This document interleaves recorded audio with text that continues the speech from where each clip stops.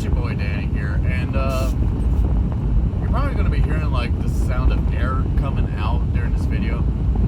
For some reason my seat, I don't know why, but if I let up on it just a little bit, it starts losing air pressure. I don't know what it is. I'll have to get a third shot to get it figured or fixed.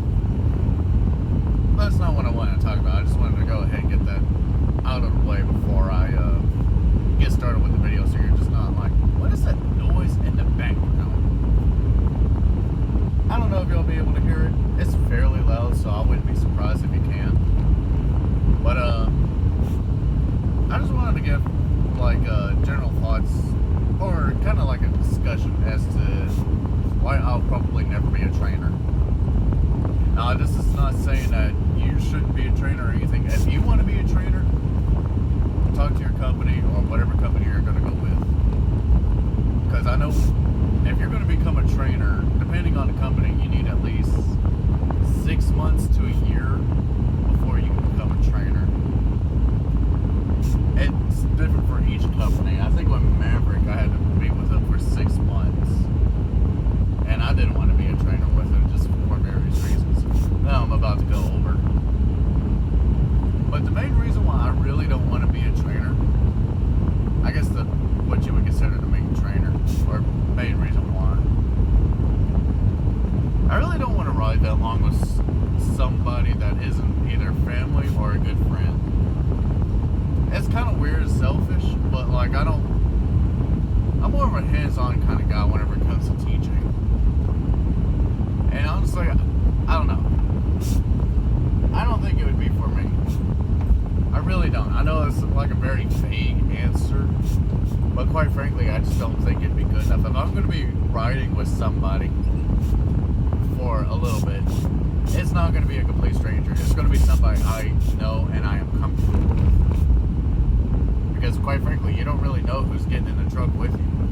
I saw a video one time of a guy who had to kick out his student because he was starting to act real weird, like stopping in the middle of the road for no reason on the interstate, not being safe at all. If I could look at the video, why I had to kick my student off the truck. That's the video I'm talking about. If you have seen it, then you know what I'm talking about. For those reasons right there is part of the reason why I would not want to be a trainer. I'm sure it's fine for the most part, but it's not really worth it for me. Now, you do get perks with being a trainer. For every mile the student drives, you get a certain amount of money added to your check. I don't know exactly how much it is. Again, that just depends on the company. But for as long as your student is with you, every mile that student drives, you will be getting a small amount of money. Another thing is, whenever the student makes their first delivery, whenever they go solo, you get, whenever I was at Maverick, my trainers got $1,000 added to their paycheck, an extra $1,000. The reason why I said trainers is because Maverick had me go out with a flatbed trainer for OTR to learn how to drive a truck and stuff, which was not the best idea because I was going for reefer and flatbeds, they back up very differently. Flatbeds, you have to be a lot more, not cautious, but a lot more calculated, because you got the trailer, you got to bend it just right, and you can't bend it too hard, because if you're got quite a bit of weight on your top, it's all going to tip over.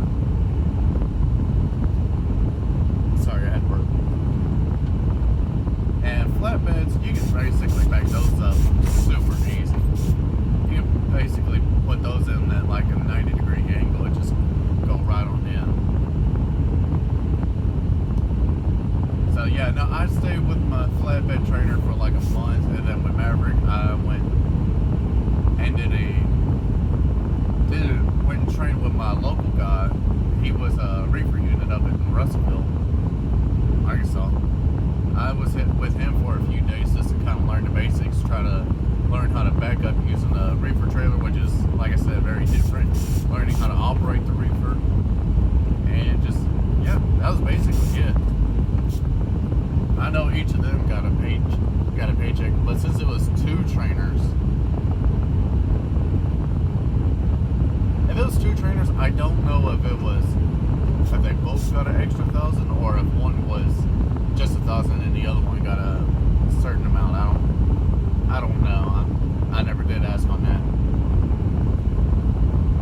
But honestly, there's no real downside to being a trainer. If you want to go out there and be a trainer, you are more than welcome to. I'm not going to stop you. Just know, or talk with your company, ask them a couple of questions so that way they can tell you how their student trainers, I was going to say program, but I don't think that's how it works. The student trainer thing works for that company. Again, I don't really know because it's different for every company, but for the most part, it's going to be roughly the same.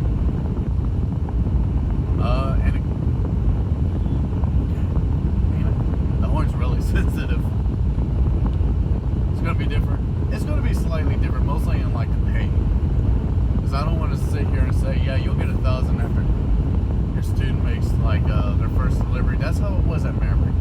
I don't know if it's like that for every company or if it's just an extra certain amount. I know that's why a lot of people out there like being a trainer, because one, they don't really have to do as much. All you're doing is sitting in the passenger seat, kind of coaching whenever the student needs it. And two, you get extra money. So honestly, it's not a bad idea.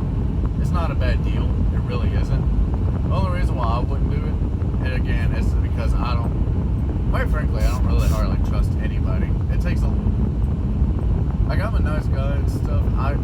People like me. I like most people. I don't really have any problems with like getting along with people. That's not really a big deal. But it's going to take me a little bit to fully trust you, and I don't like the idea of complete strangers coming into my truck for however so long, whether it be for a couple of weeks, a couple of days, a couple of months, because you don't know them. And I'm sure most people are decent. I know most people are decent, but there's always someone out there who isn't, and that's part of the reason why I'll never pick up a hitchhiker. I don't care who they are, where they are. I will probably never ever pick one up. Just it's up mostly for my own personal safety. But again, that's just me. If you want to go out there and be a trainer, by God, you go out there and be the best trainer you can. I'm not going to stop you. I'm not going to tell you it's a bad idea. Just make sure it's something you want to do, and talk with your company to see about money and that stuff. Because that's the main reason why a lot of people do it. It's the extra money. You can say, no, it's to help the next generation of truckers. You could say that. And for some people, that probably is it. But for the main reason why most people get in the trucking is money. I mean, I did. Several people I know did. There's no harm in admitting it. But I've rambled on long enough now. Hope everybody has a great day, and I will see you in the next video. Goodbye.